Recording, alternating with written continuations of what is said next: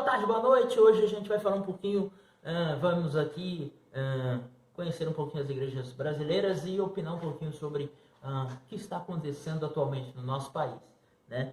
É importante também a gente deixar claro que é uma opinião pessoal, tá? Uma opinião pessoal, e sendo opinião pessoal, você não é obrigado a concordar. Mas se concordar, por favor, curta, compartilhe aí com seus amigos, com seus companheiros aí, tá bom? Em algum momento desse vídeo, ou sei lá, na descrição, vai aparecer aí as minhas redes sociais, Twitter, Facebook, Instagram. Fique à vontade, nosso canal no YouTube também. Se inscreva, ative o sininho, notificações aí, tá? Falando da igreja brasileira, a igreja protestante brasileira, tá?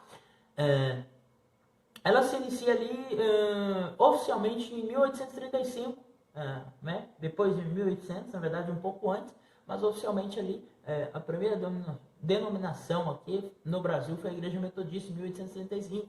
Depois disso a gente teve a Igreja Presbiteriana em 1862, depois a gente teve a Igreja Batista, que eu não me recordo a data, depois a gente tem a Assembleia de Deus em 1911, depois a gente tem a Congregação Cristã no Brasil, depois a gente tem uma divisão na Assembleia de Deus em 1930, quando nasce a Igreja Assembleia de Deus Ministério Madureira, tá? Que é uma outra convenção.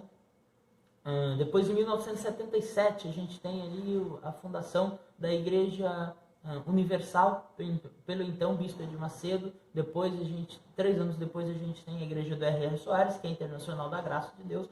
E em 1998, a gente tem outro racha da Igreja Universal, que é a Igreja Mundial do Poder de Deus, que é do apóstolo Valdomiro Santiago, o vulgo fazendeiro maluco, né? Falando um pouco de como essas igrejas agem, é preocupante, porque, por exemplo, a gente pega desde uma linha da presbiteriana que, né, tem pessoas, candidatos que são dessa linha, né, mas que entendem que a igreja precisa ser separada do Estado. É uma visão até que eu me aparelho muito a ela. Mas nós temos, por exemplo, hoje, algumas igrejas que estão se instaurando numa forma de poder, né? A ideia parece que é instaurar um governo, acabar com o chamado Estado laico, né? Instaurar um governo conservador cristão dentro da sociedade. Quando a gente pega a própria Bíblia Sagrada, nós vemos que a Bíblia não é um livro conservador, a Bíblia é um livro progressista, tá?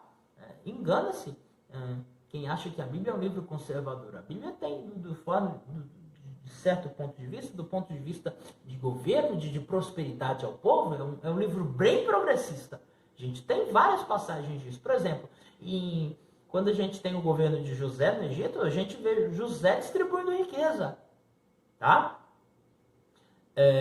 Quando a gente vai olhando no livro de Crônicas e Reis, a gente vê diversos reis fazendo isso. Quando a gente chega, por exemplo, no Novo Testamento, a gente vê os apóstolos com distribuição de renda. Fazendo distribuição de renda, cada um de acordo com a sua necessidade. Então, se você me falar que isso não é uma ideia progressista, tá, aí a gente entra num diálogo. Aí você fala, tem todo um contexto da época, isso e aquilo. E hoje, meu querido, você não faz distribuição de renda? Peraí, qual que é o sentido então de Cristo ter falado, ama ao próximo como a ti mesmo? Ou seja, o sentido, não deixa o teu irmão passar fome. E aí? Isso não é uma distribuição de renda? E é importante também deixar bem claro, principalmente para o pessoal aí da esquerda, né? Para a gente que é da esquerda, que Jesus Cristo não era socialista e não era comunista. Tá? Cristo não veio por uma causa terrena. Cristo veio para trazer, a gente pode colocar nesse conceito, Cristo veio para o espiritual do homem, para colocar o homem no caminho, no elo de volta com Deus que ele havia perdido. Cristo não veio para uma causa revolucionária, para pegar a foice de um lado, o martelo do outro e sair matando burguesada por aí. Até porque Cristo deixa bem claro, tá? Que ele não é morte, mas ele sim é vida. Não quer dizer que ele não seja um Deus de justiça. Mas ele tem aí o seu... ele tem a sua visão, que é tirar o homem do caminho do pecado. Tá? E hoje a gente vê muitas igrejas se aparelhando ao Estado. Hoje nós temos uma bancada evangélica de 94 deputados. 94 deputados. Se fosse um partido político, seria o partido político de maior bancada do Congresso Nacional. Maior bancada do Congresso Nacional. Se a gente fosse colocar isso aí em números eleitorais, por exemplo, o fundo eleitoral, que está sendo muito debatido agora, o partido teria quase 300 milhões de reais. Só para ele. Tá? Quase 300 milhões de reais. E aí?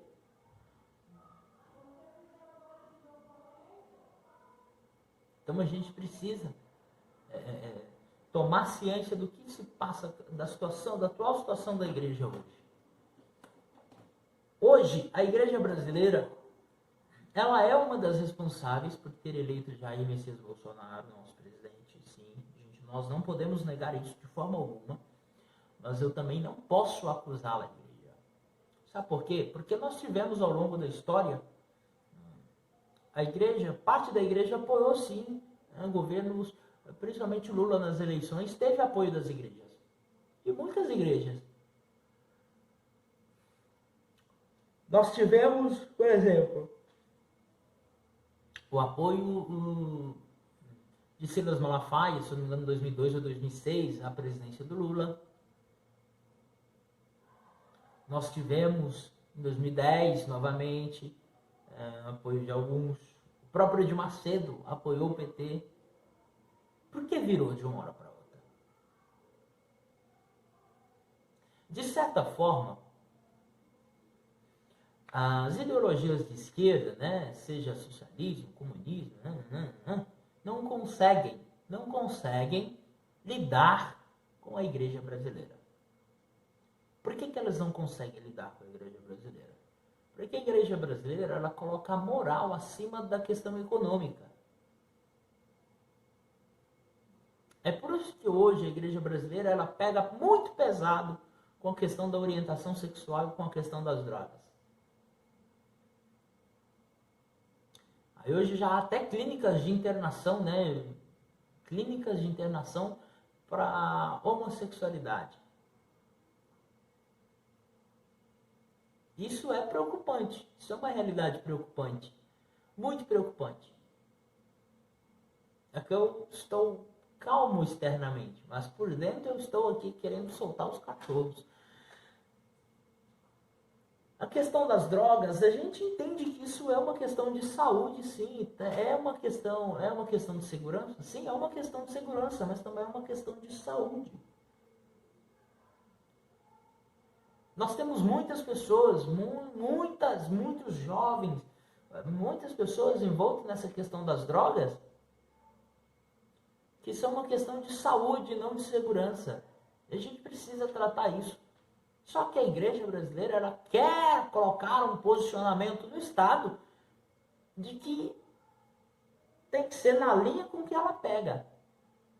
E a própria linha com que ela pega não é uma linha que, se Cristo estivesse hoje aqui andando com a gente na terra, eu acho que Cristo chamaria a igreja de fariseus. Boa parte da igreja hoje, para Cristo, seria fariseus, né? Os que criam no regulamentacionismo, se a gente pode falar assim, né? Não sei nem se essa palavra existe. Mas a gente tem sim uma dificuldade muito grande. Tá? E aí, meu querido, para você que é crente, que está inserido dentro de um contexto evangélico, de um contexto da igreja, se envolva com a política, pesquise, entenda que a política tem as suas artes, se a gente pode assim dizer, as suas teorias, mas que você pode fazer a política de um conceito cristão, mas desde que esse conceito cristão ele não seja imposto como regra para a escolha das outras pessoas. O cristianismo ele é algo de afago. Né? Tem um grande amigo meu, ele é um presbítero da Assembleia de Deus no interior de São Paulo, chama José Manuel. Ele diz o seguinte: a igreja tem que ser hospital e não tribunal. Ou seja, a igreja cura e a igreja não julga.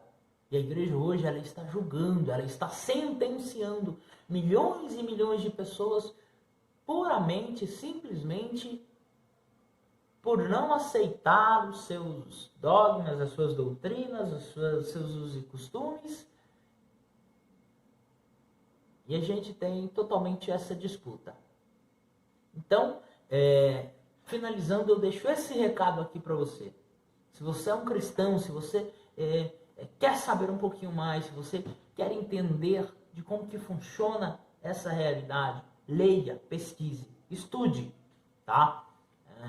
Já disse aqui diversas vezes, as minhas redes sociais estão abertas. Tenho recebido bastante comentário, bastante pergunta, bastante pedidos de temas, né, para vídeos. E elas estão sempre abertas. Pergunte, mande. Se quiser convidar também para a gente chegar aí, bater um papo, sentar numa roda com algumas pessoas, bater um papo. Vamos sim. A gente precisa fazer esse diálogo. A gente precisa fazer com que a igreja entenda a política e que a política entenda a igreja. Porque só assim, acho que a gente vai quebrar algumas peripécias que têm acontecido no nosso meio. Fechou? Então, galera, é isso, tá bom? Se você gostou, curta. Se você não gostou, curta também, tá? Não tem problema, pode curtir do mesmo jeito. Compartilhe. Em algum momento desse vídeo, seja na descrição ou aqui, vai aparecer o link das nossas redes sociais aí, indicação das nossas redes sociais. Vá lá, nos curta e nos ajude aí. Fechou? Então, galera, beijo grande, até a próxima. Fui!